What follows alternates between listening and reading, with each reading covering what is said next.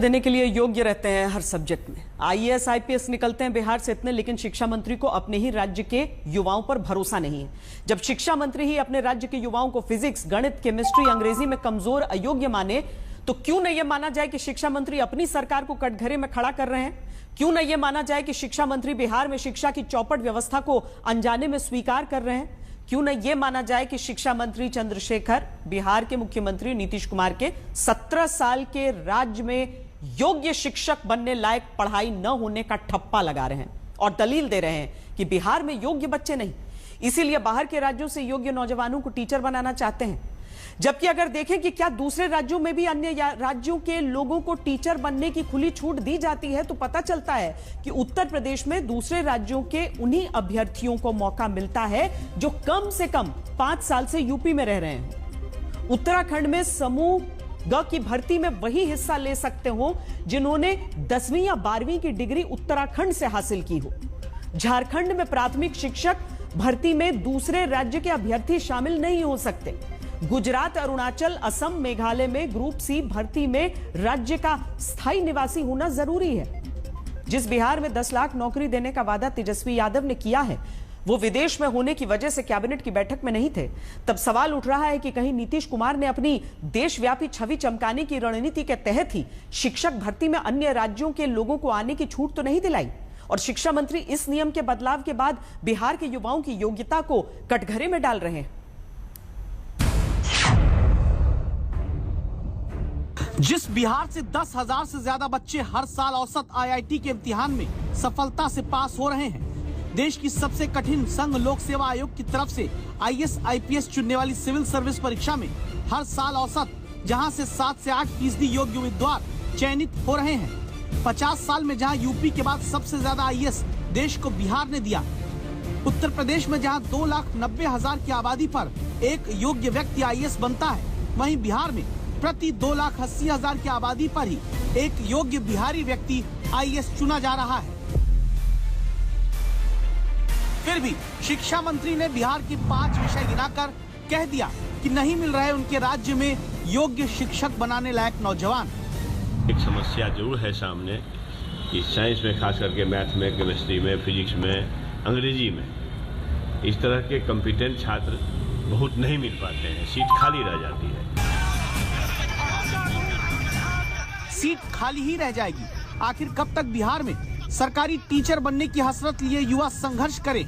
आज तक की तरफ से दस्तक देने वाली शिक्षा मंत्री को कुछ रिपोर्ट याद दिलाते हैं। 4 साल बाद भी भर्ती का नतीजा नहीं निकला था। तब फरवरी में इसी साल जूनियर इंजीनियर की नौकरी चाहने वाले लाठी बिहार में खाते रहे, क्योंकि समय से भर्ती परीक्षा करा के नियुक्ति देने वाली व्यवस्था अयोग्य है।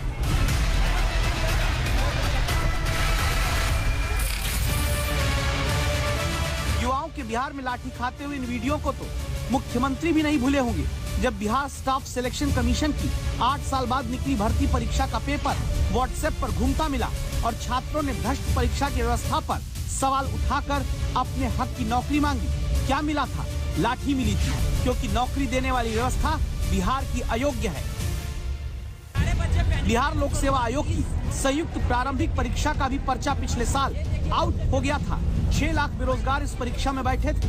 मई के महीने में पेपर लीक होने की जानकारी सामने आते ही अफरा तफरी तब मच गई थी। अब बताइए कौन अयोग्य है? ईमानदारी से परीक्षा देने आए बेरोजगार युवा, या वो व्यवस्था अयोग्य है जो परीक्षा करा ही नहीं पाती? ये देखिए क्वेश्चन पेपर,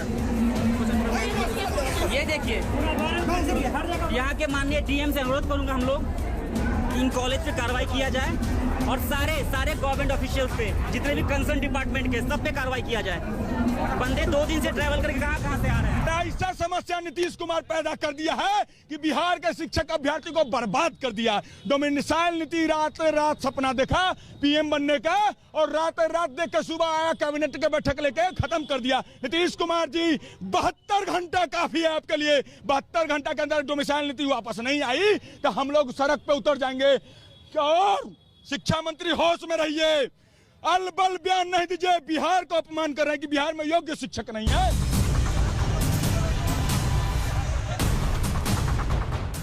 बिहार में नियत ही नहीं रही कभी वक्त से शिक्षकों की भर्ती कराने की। तभी तो नतीजा ये रहा, बिहार में 22% माध्यमिक स्कूलों में ही सभी कोर विषय यानी गणित, साइंस, लैंग्वेज और सोशल साइंस के शिक्षक हैं। माध्यमिक स्तर पर गणित के एक शिक्षक के भरोसे औसत 462 बच्चों को पढ़ना पड़ता है। साइंस के एक शिक्षक के भरोसे 437 बच्चे बिहार में पढ़ रहे हैं। लैंग्वेज सब्जेक्ट के एक शिक्षक के भरोसे 191 बच्चे बिहार में पढ़ रहे हैं और सोशल साइंस के एक शिक्षक औसतन 331 बच्चों को पढ़ाने की जिम्मेदारी उठा रहे हैं। एक टीचर के भरोसे जब सैकड़ों बच्चे होंगे तो अयोग्य कौन होगा? सरकार, शिक्षा मंत्री या फिर बच्चे? इतना दकियानुसी, इतना बचकाना बयान है। बताएंगे तो नुकसान बिहार के छात्रों का बस यही होगा कि कंपटीशन और टफ हो जाए।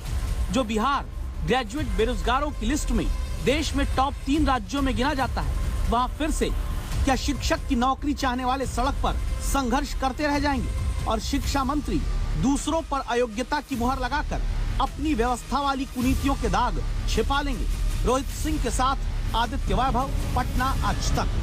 गरीब आदेश जारी किया जिसमें सभी कर्मचारियों और पदाधिकारियों को जीन्स और टी शर्ट पहनने पर रोक लगा दी गई है। दलील है कि शिक्षा विभाग के कर्मचारी गरिमा के तहत ड्रेस पहनकर नहीं आ रहे हैं और इसीलिए उनके पहनावे को लेकर एक पूरा ड्रेस कोड जारी किया गया है।